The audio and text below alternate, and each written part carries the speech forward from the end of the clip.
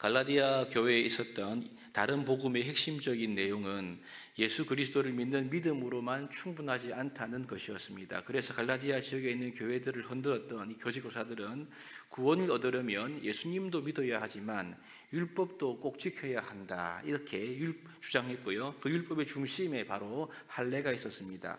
오늘 본문은 바울이 믿음과 율법의 관계를 논증하면서 신앙의 본질은 율법을 지키는 것이 아니라 오직 믿음에 있음을 다시 한 번 더 분명히 하고 있습니다. 먼저 1절부터 5절까지의 말씀은 갈라디아 교회가 믿음으로 복음의 은혜를 직접 체험했던 그 사실을 바울이 말씀하고 있죠. 1절에 이렇게 말씀합니다. 어리석도다 갈라디아 사람들아, 예수 그리스도께서 십자가에서 못 박히신 것이 너희 눈앞에 밝히 보이거늘 누가 너희를 꾀더냐. 지금 이 다른 복음 때문에 흔들리고 있는 갈라디아 지역의 교회들에 대해서 바울이 품고 있는 이 안타까운 마음이 강한 어조로 이렇게 표현되어 있습니다. 어리석도다, 이렇게 하면서 말씀하고 있죠. 이제 갈라디아 교회는 이전에 십자가의 복음을 듣고 그 복음의 진리를 마치 밝히 본 것처럼 이 생생하게 경험했던 그런 적이 있습니다. 갈라디아 교회 성도들이 처음에 다른 복음을 경험하면서 하나님 백성으로 세워진 그 이유는 그들이 어떤 율법을 지킴으로 된 것입니까? 그것이 아니라는 거죠. 오직 복음을 듣고 그 복음을 믿음으로 말미암아 그들이 하나님의 십자가의 은혜를 생생하게 경험했다, 이 사실을 말씀하고 있습니다. 그래서 이 점을 바로 다음 절 2절에 보시면 이렇게 말합니다. 내가 너희에게 다만 이것을 알려 하노니 너희가 성령을 받은 것이 율법의 행위로냐 혹은 듣고 믿음으로냐.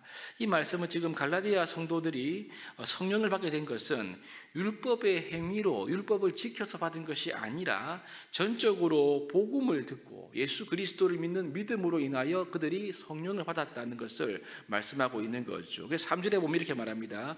너희가 이같이 어리석으냐, 성령으로 시작하였다가 이제 육체로 마치겠느냐. 그렇죠. 지금 이 갈라디아 교회 성도들은 믿음으로 성령을 받음으로 이제 신앙이 시작되었는데, 성령을 의지하는 믿음에서 시작된 그들의 신앙이 이제 육체로 다시 율법의 은혜로 돌아가고 있는 것에 대해서 날석에 바울이 지적하고 있는 그런 내용을 우리가 계속 보고 있습니다. 그러면 4절과 5절에도 보시면 믿을 때 성령을 받은 것뿐 아니라 믿고 난 이후에 성령의 은혜를 성령께서 능력을 행하시는 것 역시, 즉 성도의 삶 역시 율법의 행위가 아니라 믿음으로 말미암아 되는 것이 아니냐라고 반문하고 있습니다. 5절인데 한번 보실까요?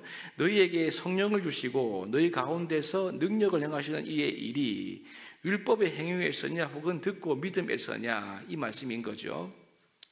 지금 성령께서 지금도 믿고 있는 성도들을 통해 일하시는 그런 능력과 성령의 은사 역시 인간의 공로나 노력, 즉 율법 때문이 아니라 전적으로 복음, 곧 예수 그리스도를 믿는 믿음 안에서 그들의 삶에 성령의 은혜와 능력이 드러난다는 것을 말씀하고 있습니다. 오직 믿음의 결과가 그들의 삶 속에 있는 성령의 역사라는 말을 하고 있죠.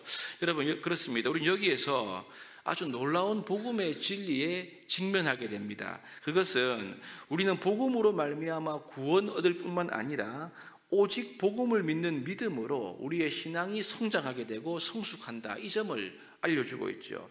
이것을 우리가 이렇게 표현할 수 있습니다. 칭의도 믿음이지만 성화도 오직 믿음으로 말미암아 되는 것이다. 이것이 지금 바울의 핵심적인 말씀입니다.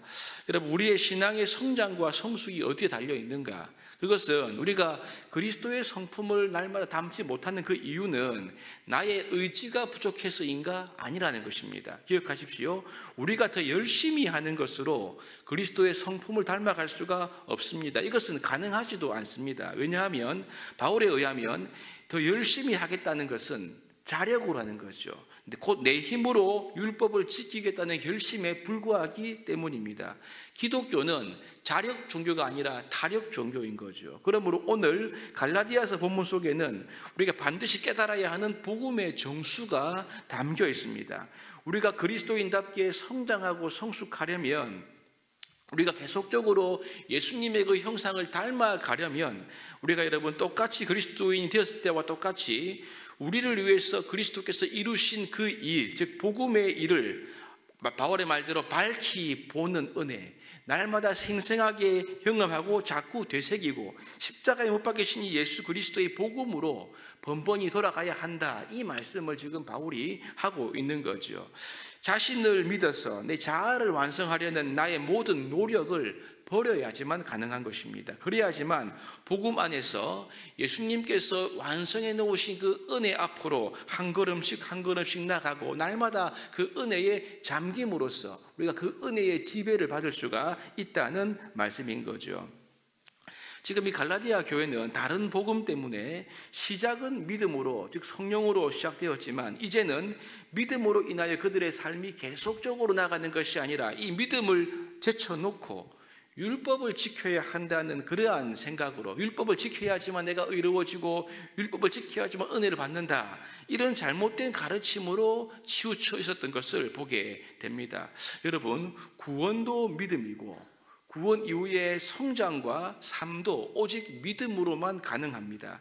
칭의도 믿음이고 성화도 오직 믿음에 기초한다. 이 말씀을 우리가 오늘 알게 되는 거죠. 그 믿음의 대상은 우리를 위해서 모든 것을 완성하신 우리 주 예수 그리스도인 것입니다.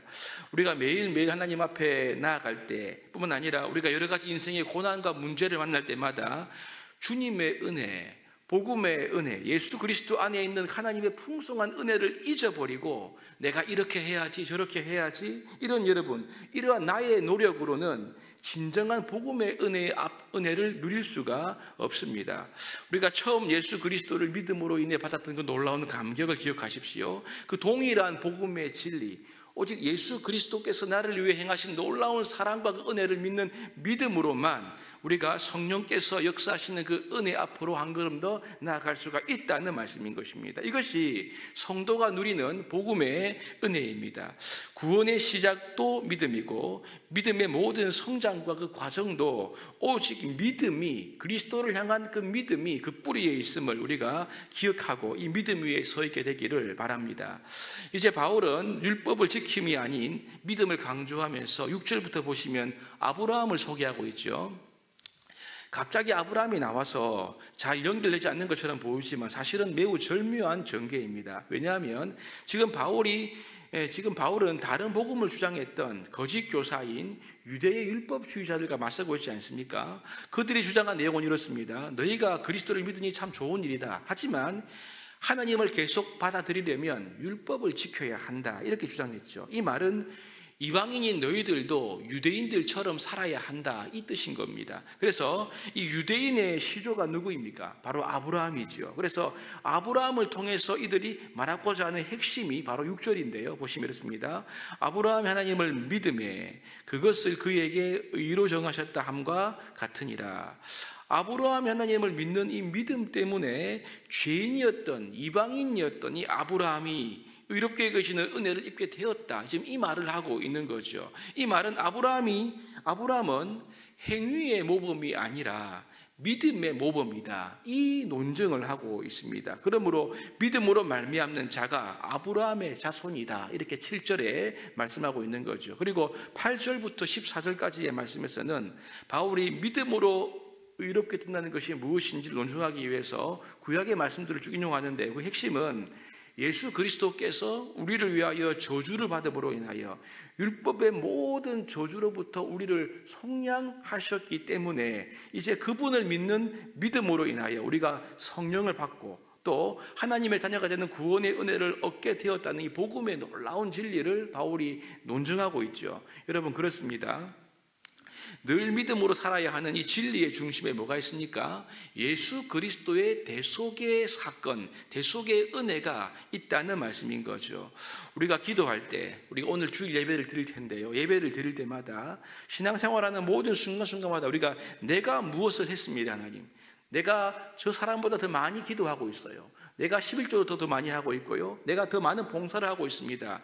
이렇게 나의 행위를 의지하면서 하나님께 나가는 것은 다른 복음을 기반으로 하는 율법적인 바리새인적인 기도인 거죠. 그러나 우리의 신앙생활의 중심에 나를 위해 대신 저주를 받으시고 나에게 하나님의 사랑과 은혜를 입혀주신 그리스도를 믿는 믿음으로 인하여 하나님이 내게 주신 큰 긍휼을 의지하는 이 복음 안에 우리가 서 있다고 한다면 우리는 나의 행위가 아닌 항상 이 복음의 직면하면서 우리의 삶을 그리스도를 의지함으로 살 수밖에 없다는 말씀인 것입니다. 그럼 여러분, 우리가 자연스럽게 복음 안에 보장된 그 은혜와 연결되면서 우리는 세리처럼 항상 겸손한 마음으로 믿음으로 하나님의 긍휼을 구하는 기도를 할 수가 있는 것이 아니겠습니까? 여러분, 그렇습니다.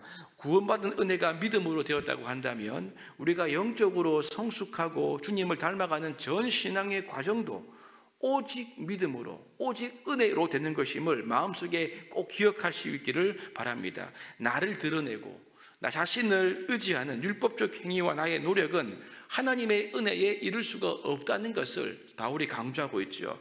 내가 이미 예수와 함께 십자가에서 죽었습니다.